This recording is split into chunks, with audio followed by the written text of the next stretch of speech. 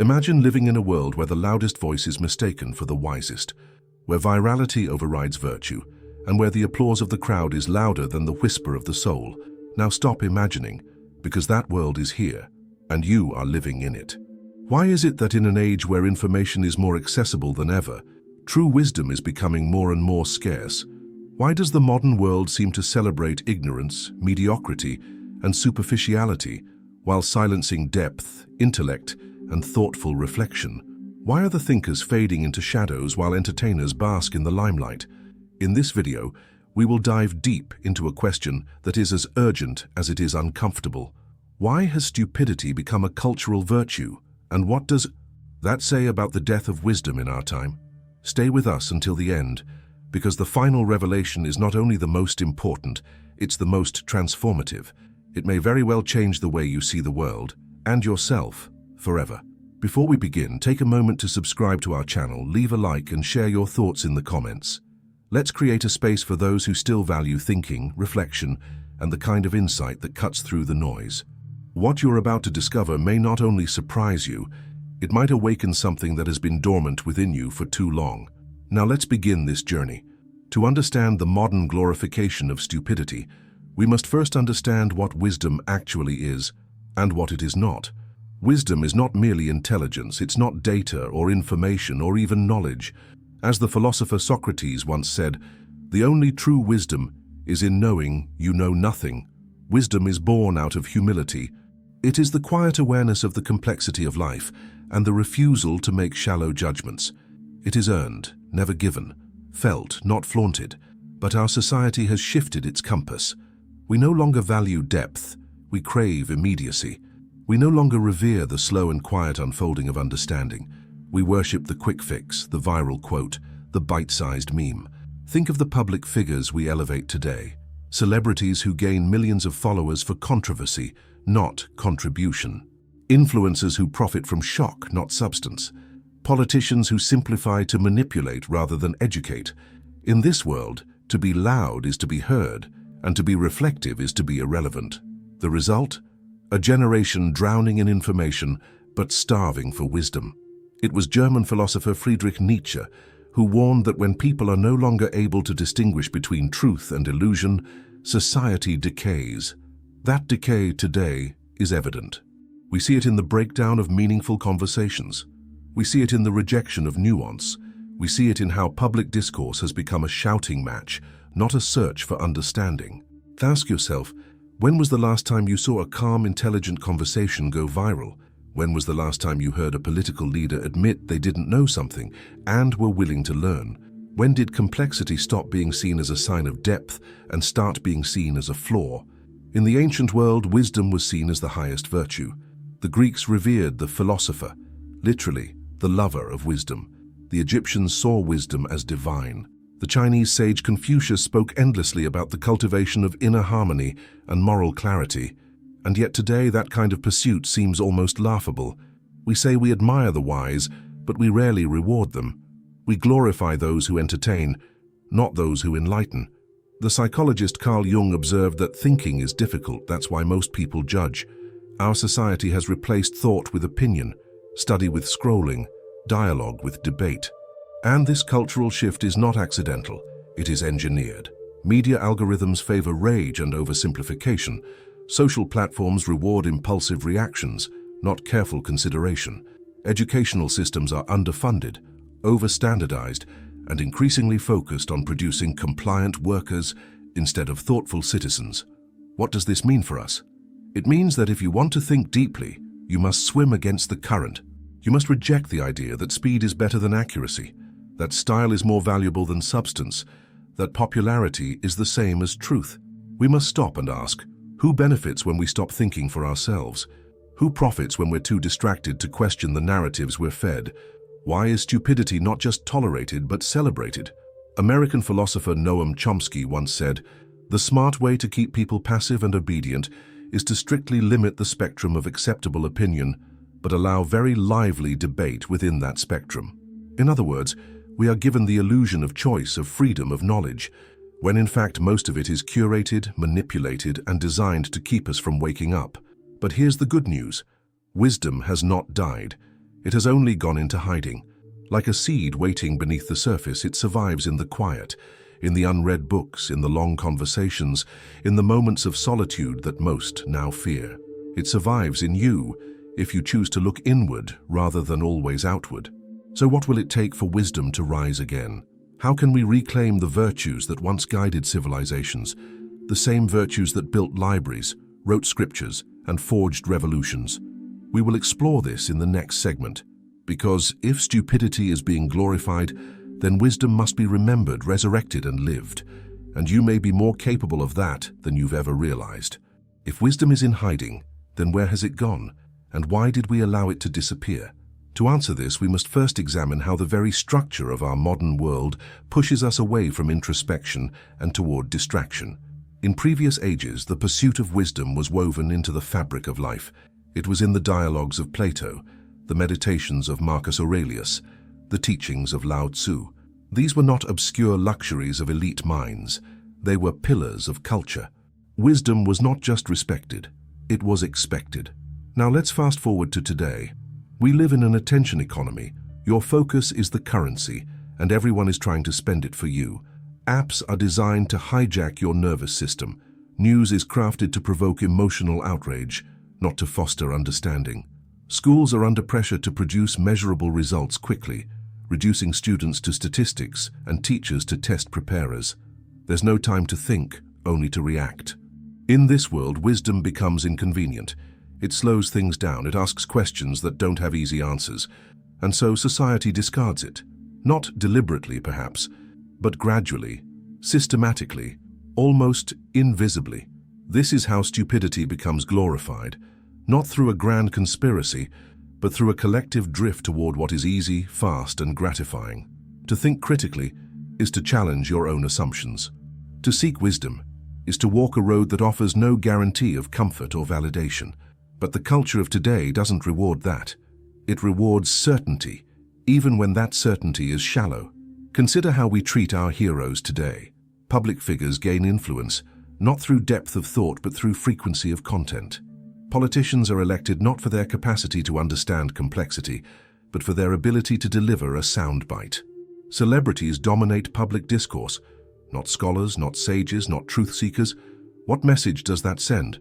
It tells us that fame is more valuable than knowledge, that visibility equals authority, and that whoever yells the loudest deserves to be heard the most. We are in many ways experiencing what philosopher Neil Postman warned of in Amusing Ourselves to Death. He wrote, "What we need are not more facts, but more meaningful ways to interpret them. We are drowning in data, but starved for sense, overstimulated but under-reflective, constantly connected but deeply lost." But here's the most dangerous part. Many people no longer even recognize the absence of wisdom, because stupidity has been normalized. It has been wrapped in humor, made palatable through irony, and embedded in entertainment. When foolishness becomes funny, it becomes accepted.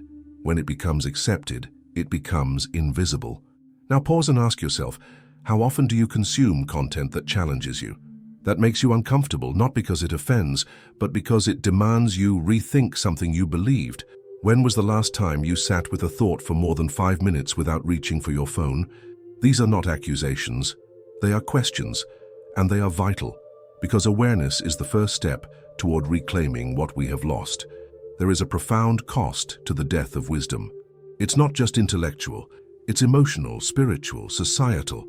When people stop seeking wisdom, they become more susceptible to manipulation, more reactive, more tribal, more fragmented. The result? A world filled with noise, conflict, division, and very little understanding. This is not merely a cultural shift, it is a crisis of meaning. Psychiatrist Viktor Frankl, who survived the horrors of the Holocaust, once wrote, "When a person can't find a deep sense of meaning, they distract themselves with pleasure." Our culture is obsessed with pleasure, but it is starving for meaning, and wisdom is the bridge between the two. It tells us not just how to live, but why, and perhaps that is why it is feared, because true wisdom demands that we confront the chaos inside us, that we look at our insecurities, our ignorance, our complicity. It invites us to step into a mirror and ask, who am I really? Not what I consume or what I wear or how many followers I have, But who I am when everything external is stripped away? That question is terrifying, and that's why so few ask it. It's easier to stay distracted. It's easier to laugh along with stupidity than to sit in silence with wisdom. But you are here now, and you are still listening. That means something. It means that somewhere inside you, there is a hunger for something deeper, something real. You are part of a growing number of people who are tired of the shallow waters and are ready to dive beneath the surface. So what can we do? First, we must reclaim our attention. What you choose to focus on shapes who you become. Guard your mind like a temple. Don't let algorithms define your beliefs. Read more than you scroll. Think more than you react. Reflect more than you speak. Second, question what is glorified. Just because something is popular doesn't mean it's valuable. Just because someone is famous doesn't mean they're wise. Learn to separate charisma from character, entertainment from enlightenment. Third, seek silence. Wisdom does not scream, it whispers, and you must be still enough to hear it. Take time for solitude. Ask yourself difficult questions, and don't rush to answer them. Finally, and most importantly, surround yourself with ideas and people that elevate you. Build your own philosophical tribe, one that values growth, depth, truth. Wisdom is contagious, but so is stupidity. Choose your influence carefully. In the next segment, we will explore how this glorification of ignorance is not just a cultural trend, but a spiritual erosion. We will look at how the modern obsession with superficiality is not only destroying public discourse, but hollowing out the individual soul. And we will begin uncovering the ancient paths that can lead us back, not to the past, but to a higher state of consciousness, clarity, and meaning. The death of wisdom is not irreversible, but the longer we wait, the harder the resurrection becomes. When a culture abandons wisdom, what fills the void? The answer is unsettling. When wisdom dies, the soul becomes silent, and into that silence, emptiness rushes in. But nature abhors a vacuum, and so, instead of silence leading to insight, we fill it with stimulation. Distraction becomes the new meditation. Consumption becomes the new contemplation. And the self, once a temple of inquiry, becomes a billboard of trends. This is not just a social issue. It is a spiritual collapse. True wisdom at its core is spiritual, not in the religious sense alone, but in the sense that it transcends the material. It teaches us to ask not just how to live, but why we are here. It seeks the eternal in the ephemeral. It sees the invisible patterns beneath the chaos of life. But in a society driven by materialism, such questions are not just neglected, they are ridiculed. How often have you heard someone say, "That's too deep," or "You think too much," as if thinking were a disease and depth a liability? This subtle disdain for introspection is more than cultural. It is institutionalized. We have created systems that penalize complexity and reward conformity. Educational institutions often reward memorization over imagination. Workplaces reward productivity over reflection. Social media rewards polarity over nuance. And yet, we wonder why wisdom has vanished. It hasn't vanished. It has been systematically displaced. But who benefits from this displacement? Asking this question is the first step toward awakening. When people lose the ability to think critically and reflect deeply, they become easier to control. This isn't a conspiracy. It's a psychological truth. Distracted minds are compliant minds. Shallow people are easier to manipulate than thoughtful ones. This is why advertisers don't want you to think. They want you to feel. And governments too often prefer obedience over wisdom. The Stoic philosopher Epictetus once said, "Only the educated are free." But today, we confuse education with indoctrination. We teach people what to think, but not how to think. We flood them with opinions, but starve them of perspective. And slowly, silently, the soul forgets how to seek. This is the true death of wisdom, not when it is attacked, but when it is forgotten. Ask yourself, when was the last time you saw a film that celebrated a wise person? Not a genius, not a rebel, but someone truly wise. When was the last time you saw a trending video that honored humility, depth, or moral clarity? We don't celebrate those values anymore. We commodify everything, including virtue. Even authenticity is now a marketing tool. Even mindfulness has been diluted into an app notification. We live in a time where ancient sacred practices are rebranded into productivity hacks. Meditation is no longer about stillness, it's about increasing efficiency. Reading is no longer about insight, it's about building a personal brand. This isn't just ironic, it's tragic.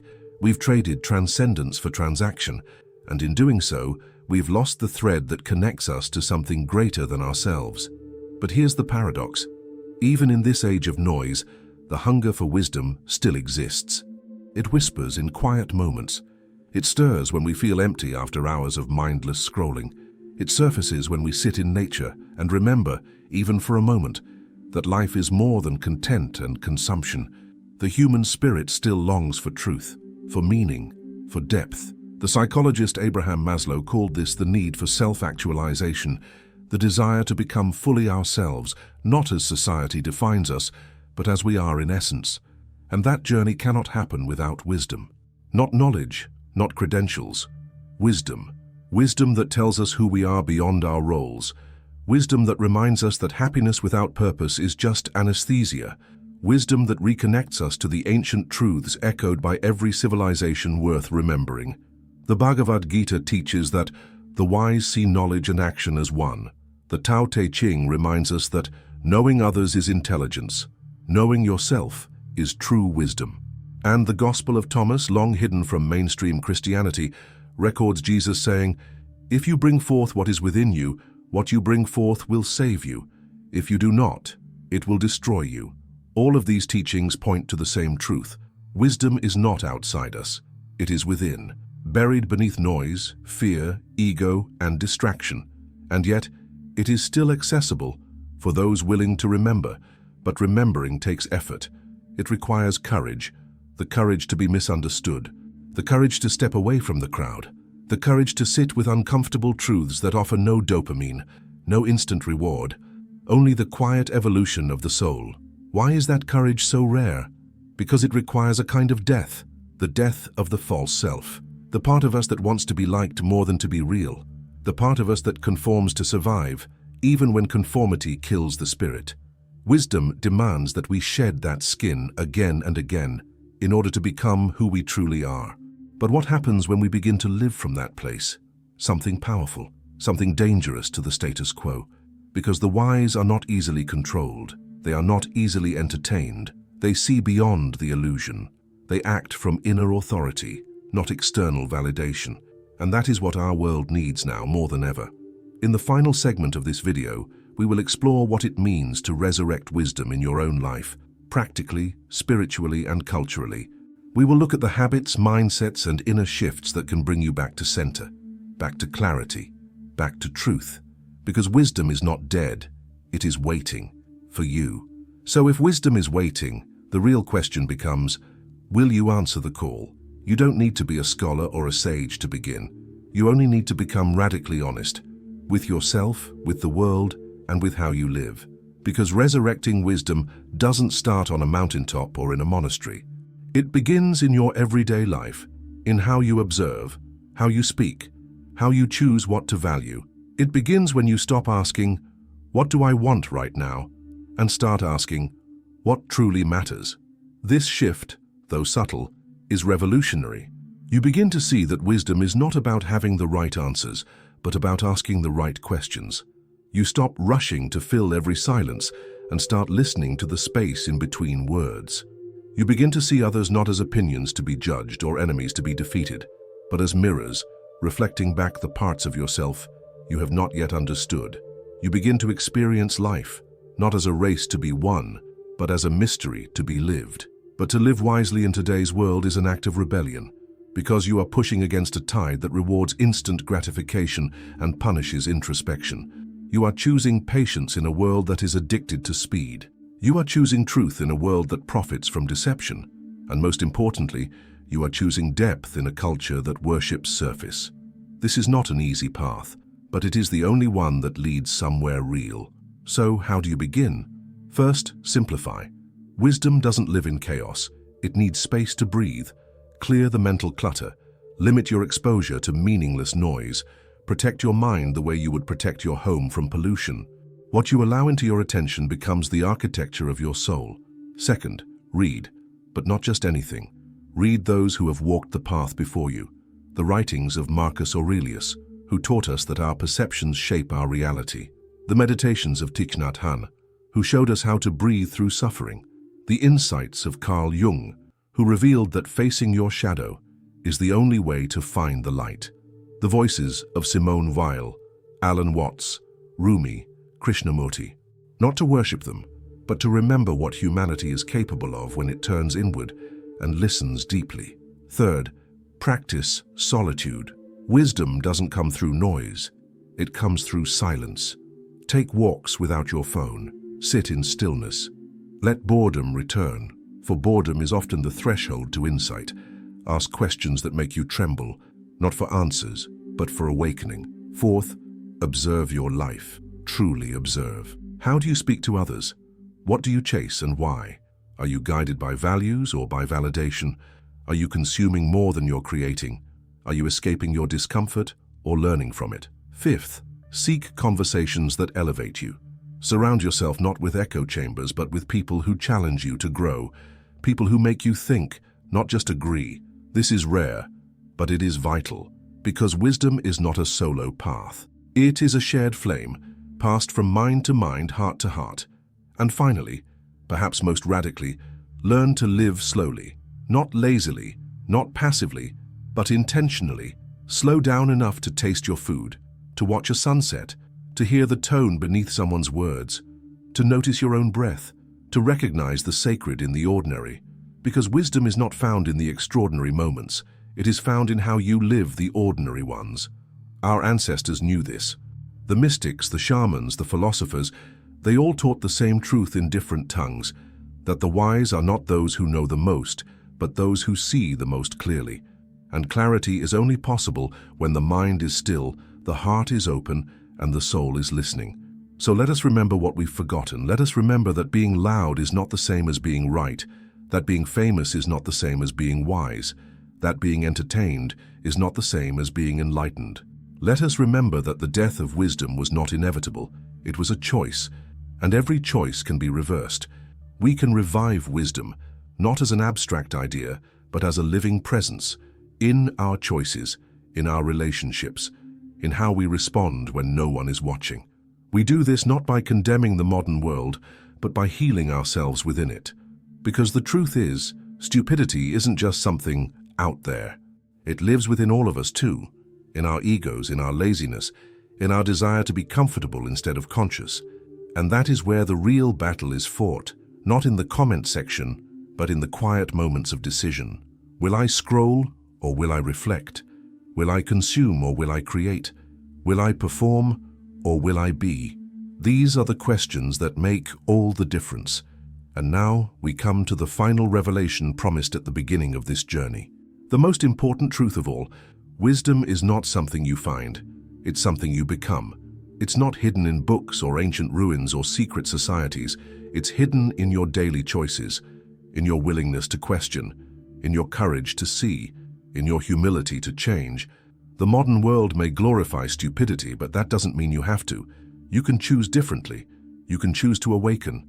And in doing so, you become a light in the darkness, not loud, not flashy, but unshakable.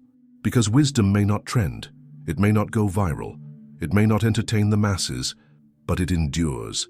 And in a world that forgets, to remember is a sacred act. So remember, think deeply, live wisely, and never underestimate the quiet revolution that begins within you. Thanks for looking.